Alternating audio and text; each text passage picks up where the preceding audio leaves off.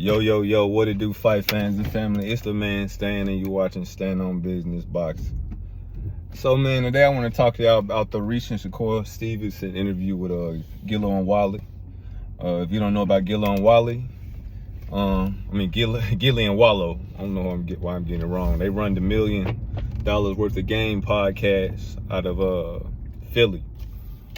Two very influential people in young black American Philly culture. I know both of them rock for Jerron Boots Ennis fighting out of Philly. Shout out to them. They show love. They try to keep the peace down there in Philly. We know how it can get, and I couldn't be more happy for the message they trying to spread. But enough about them. They recently did an interview with Shakur Stevenson, the man and myth. And he had a lot to say, man. I'm gonna break it down into different videos. This is my first video. And my first video I want to talk about, man, is just the energy he had for Frank Martin. We know he called him in a recent real viral snippet off of I want to say Gilly's Instagram page. They showed a snippet of the interview between him and Shakur Stevenson. And basically he was just saying, how Frank Martin can't be respected. He the biggest B word, that means on the planet. I'm just paraphrasing. I ain't trying to get kicked off YouTube. Just no respect for the other young black American fighter, and we know Frank Martin is the latest of people who have turned down the fight to fight the man, the myth, Shakur Stevenson.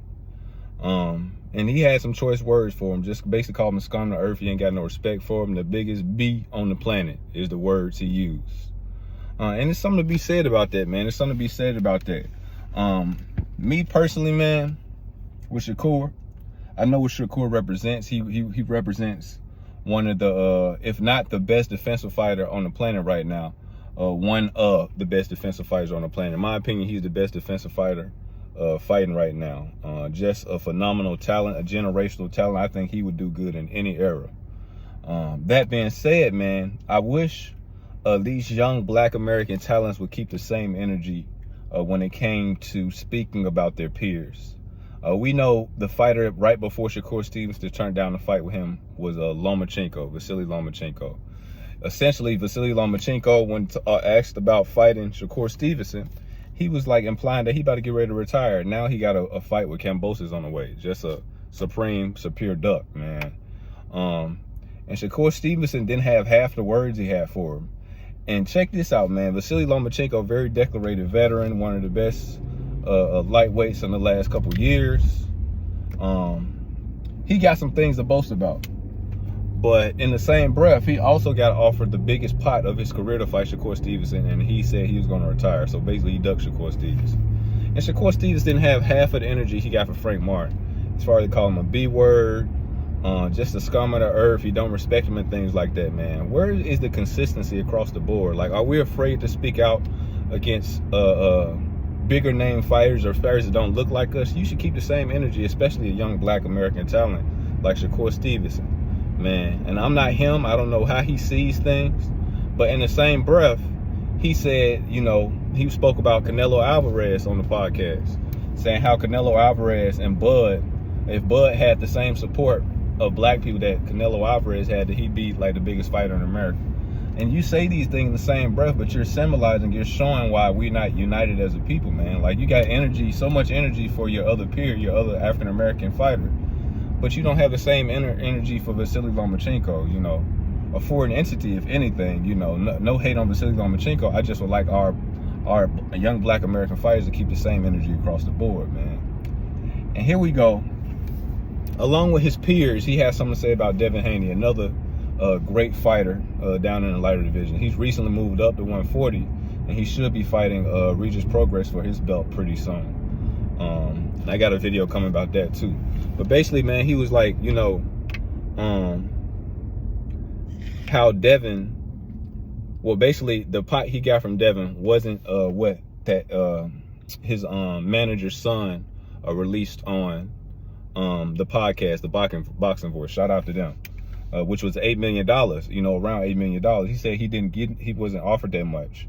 And he said that he doesn't see Top Rank, you know, putting up a $32 million pot for him and Devin. Reason why he say 32, because if he was offered $8 million at 25%, the pot have to be 32, with Devin Haney getting the rest of the 24. So that's that on that. Me personally, I thought, man, at least, like, you know, Spence and Crawford just got 25 million apiece. I know this is not as anticipated as a Spence and Crawford fight, but at least I would think that there'd probably be somewhere around 25 to 30 million. But man, Shakur gave us the details, and that's what happened.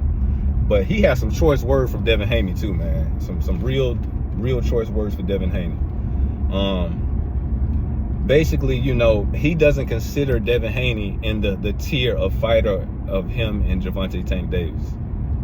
And I found that interesting. I found that real interesting. You know, the most decorated guy at the lighter divisions is not up to the level of skill of the guys, his peers that aren't as decorated. Say what you want about Gervonta Tank Davis and Shakur Stevenson. Gervonta Tank Davis being the second face of boxing, in my opinion, right under Canelo Alvarez. Great talent. I'm a Gervonta Tank Davis fan. Personally, I have him being the last man standing out of the three kings down there, being Devin, Shakur, and Tank. But he isn't as decorated as a Devin Haney, and I gotta be real. I gotta keep it consistent, man. So Wallow asked him, he was like, man, he was like, why are you harping so much on basically Devin offer you 25%, and why didn't you take the fight? He said basically, he's like, man, like, we should fight now. He said, I don't see any use in fighting later on, because who's to say Devin or him won't take a L? Then Wallow compared Bud and EJ. He was like, man, EJ and Bud are two bad MFs. I'm paraphrasing. You know MFs, man. He was like, nobody was going to beat them. Then he was like, wait, time out. Is that where we going? He was basically saying, you know, like, are you saying Devin isn't a bad MF? You know, you see him losing? He said Devin a good fighter. He said me and Tank is the people going to be the last people standing at the end of the rainbow. So I found that interesting, man. It lets me know what Shakur thinks of Devin and how much he respects Tank, if anything. But I do have to say one thing, man. I really am looking forward to this fight between Devin and Shakur. I'm looking forward to the fight between Shakur, Tank, or Devin, which way either it goes. But it's a lot of animosity there with Shakur Stevenson and Devin Haney. You know, he's been on record calling Bill Haney, Devin Haney's father, a B-word, just all over the place. So it's going to be some heat there whenever this fight's happen. But, man, that's all I got for that, man. I got more videos coming. Happy to be back covering boxing, man. I had a lot of business to handle. I've been traveling abroad, man. A lot of stuff been going right for me, man. What a time to be alive. Boxing is booming. Look forward to this Charlo versus Canelo fight coming up on September 30th. Y'all tune into this Hitchkins versus Zapata fight. That's going to be a barn burner, man. I'm real high on Hitchkins. I know Zapata comes to fight. Zapata's a good fighter in his own self. You know, he recently lost to Regis Progress in a title fight. You know, and I'm looking forward to what the young lion is going to do. It's basically make or break for both of these fighters. You know, Hitchkins, it's either he about to put himself on the map with having a dominating performance on Zapata, or Zapata is make or break. You know, if you don't beat Hitchkins, it's basically retire, man. You're not beating a young hungry contender like that. You shouldn't have your name in the conversation at 140 no more. And it's a lot of hungry people at 140. You got Teo, who just dominated Josh Taylor, man. Hats off to Teo, man. Nobody believed in Teo. I ain't even think Teo was going to beat Josh Taylor. I know what Josh Taylor brings to the table, just a rough and tough, strong fighter that's all over you. The way Teo was talking to the lead up, man, the problem he's having is that it sounded like his head was in it, but he went on there and dominated Josh Taylor. Hats off of that, man. You won't hear me say nothing bad about Teo, and he a real player at 140. You got Teo, Haney going up there to fight Regis, and the boogeyman down there in Matias. I'm real high on Matias, man. I'll have more videos coming about these guys later, man. Boxing is back. Got stuff to say about the Errol Spence versus Terrence Crawford controversy and all that, man. And it's new news on that, man. But like that's all from me, guys, man. About to go in here and get some of this good work, House of Gains. You know, stay fit, stay ready, get some of the sparring in later on. And I catch y'all with another video. Like I said, it's the man, Stan. And you watching Stand on Business Boxing. Like, share, subscribe. I catch y'all with another one. Peace.